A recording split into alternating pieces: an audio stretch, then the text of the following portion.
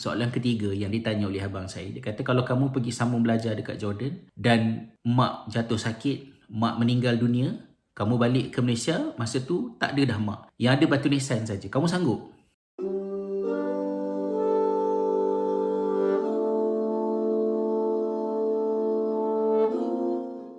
Assalamualaikum warahmatullahi wabarakatuh. Salam sejahtera. Terima kasih sahabat-sahabat kerana sekali lagi bersama dengan saya Hasrizal di dalam siri Travelog Tarbiyah kita pada kali ini. Kali ini kita akan meneroka buku Rindu Bau Pohon Tin terbitan Jejak Tarbiyah, dan hari ini saya ingin kongsikan apa yang dicatatkan di dalam mukadimah buku ini di bawah tajuk Nafar ke Medan Juang.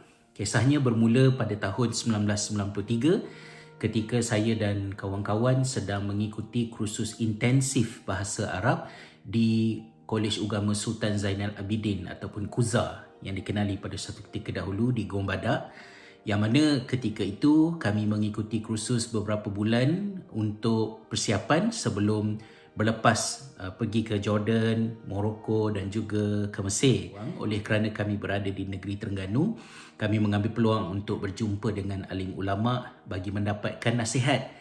Kerana zaman itu bukan zaman ada internet, ya, bukan zaman ilmu pengetahuan berada di hujung jari. Kalau kita nak mendapat nasihat, kita nak mendapat mutiara hikmah, kita perlu mengeluarkan tenaga, kita perlu make some effort untuk membolehkan benda itu terjadi. Tapi daripada KUZA, untuk kami nak pergi ke Kubang Lembik berjumpa dengan Ustaz Harun Taib almarhumnya pada ketika itu, rahimahullah, bukanlah satu perkara yang mudah kerana faktor politik pada masa tersebut. Jadi ada di kalangan kami yang pakai seluar jeans, pakai ragat-ragat lah bergaya untuk keluar daripada KUZA itu. Kemudian bila sampai dekat Kubang Lembik ataupun dekat Rusila, maka barulah kami tukar pakai baju Melayu, pakai serban lah apa dan sebagainya kan. Jadi ketika kami berkunjung menziarahi Ustaz Harun Taib di Kubang Lembik pada masa tersebut, kami telah meluangkan masa bersama dengan beliau meminta nasihat sebelum kami meninggalkan tanah air pada masa tersebut. Dan dalam pertemuan itu Ustaz Harun Taib telah berpesan kepada kami dengan sepotong ayat Al-Quran yang menjadi asas permulaan kepada kembara saya secara peribadi sebagai penuntut ilmu, iaitulah firman Allah Subhanahu Wa Taala di dalam surah At-Taubah ayat 122. Kata Ustaz Harun Taib, apabila kamu baca ayat ini, hendaklah kamu rasakan yang Allah SWT sedang berbicara secara spesifik kepada kamu sebagai talibul ilmi, sebagai talabatul ilmi, sebagai penuntut ilmu. Jadi kata Allah di dalam ayat tersebut, a'udzubillahi minasyaitonirrajim, wa ma kana almu'minuna liyanfiru kaffah falaula nafara min kulli firqatin minhum ta'ifah liyatafaqahu fid din waliyunziru qaumahum idza raja'u ilaihim la'allahum yahdharun. Sadaqallahul azim. Maksudnya adalah tidak wajar untuk orang-orang yang beriman itu semua sekali keluar ke medan peperangan. Mengapa tidak dipastikan daripada setiap kelompok umat Islam itu adanya kumpulan-kumpulan yang mengkhususkan mereka itu keluar untuk mendalami agama, supaya apabila mereka kembali kepada kaum masing-masing, mereka akan memberikan peringatan. Mudah-mudahan dengan peringatan itu kaum mereka akan beringat-ingat. Sadaqallahul azim. Jadi di dalam ayat ini Allah Subhanahu Wa Taala, kata Ustaz Harun Taib, menggunakan perkataan nafara untuk menggambarkan orang yang keluar menuntut ilmu. Sedangkan perkataan nafara ini lazimnya digunakan di dalam Al-Quran untuk mengungkapkan orang yang keluar ke medan peperangan. Tapi kali ini menuntut ilmu digunakan istilah yang sama, iaitu nafara. Maka guru kami berkenaan menyatakan bahawa ini adalah sebagai satu nasihat ataupun satu memberikan gambaran kepada kita bahawa orang yang keluar menuntut ilmu itu perlu serius. Mereka perlu melihat bahawa misi menuntut ilmu itu macam orang keluar ke medan perang. Orang tak ada keluar medan perang suka-suka. Orang tak ada pergi ke medan peperangan dalam keadaan tidak bersedia. Dan ini sesuailah dengan soalan yang pernah ditanya oleh abang sulung saya ketika saya memaklumkan yang saya mendapat tawaran untuk sambung belajar ke Jordan.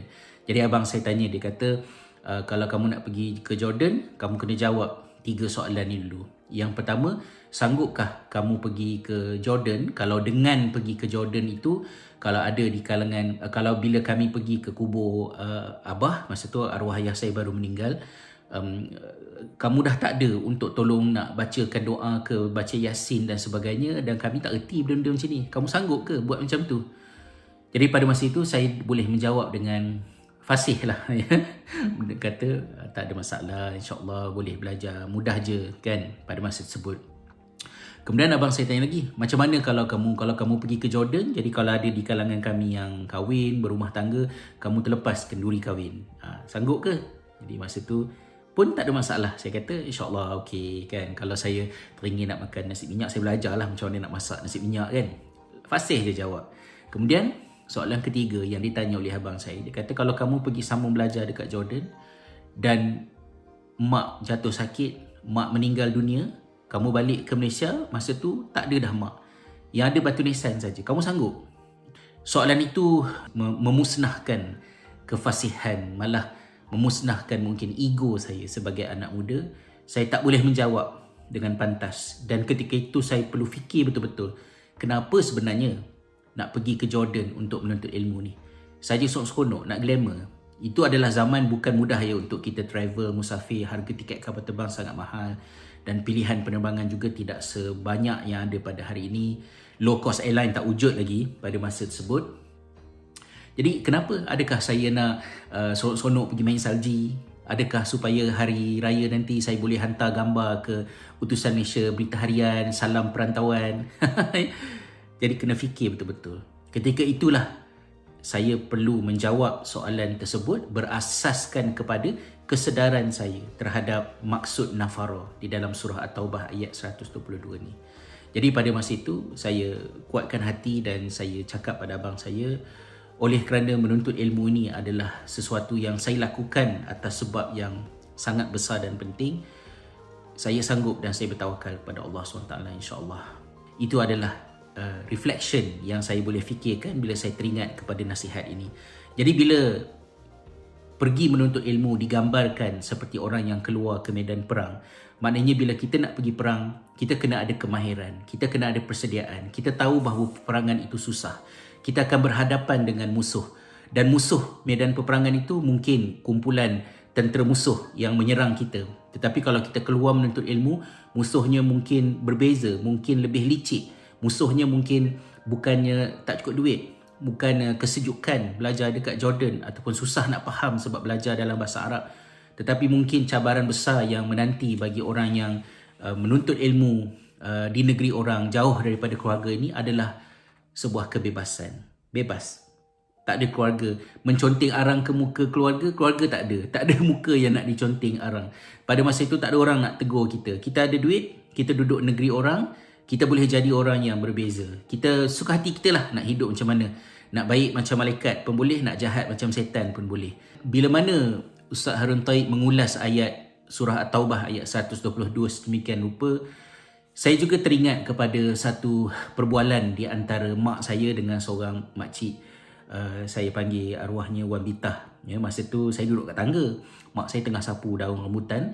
Lepas tu Wan Bitah tanya, dia kata, Rizal tu apa ceritanya, pergi mana, dah habis sekolah belajar SPM ni? Jadi mak saya kata dia nak pergi ke Jordan belajar agama, kata mak saya kan pada masa itu. Jadi bila arwahnya juga Wan Bitah dengar kata-kata tu, dia terus dengan nada yang semangat kata, Alhamdulillah, bagus orang mengaji ilmu agama ni, Allah Ta'ala sumpah tidak akan mati lapar.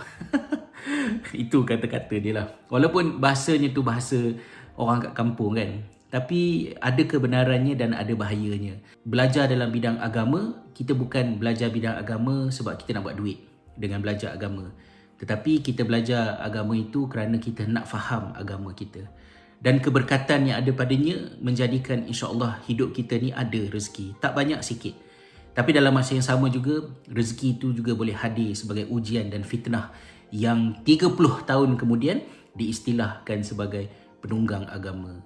Macam mana pula tu? Kita ikuti dalam episod yang seterusnya, Travelog Tarbiyah bersama dengan saya, Hasrizal. Jangan lupa untuk like, komen, subscribe, tekan butang loceng dan dapatkan notifikasi untuk siaran seterusnya. Sekian. Assalamualaikum warahmatullahi wabarakatuh. Temu